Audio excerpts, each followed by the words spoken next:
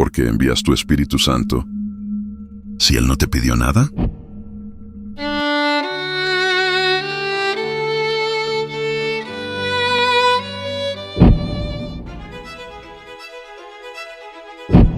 Nuevamente, ¿por qué lo atormentas si Él no te pidió nada?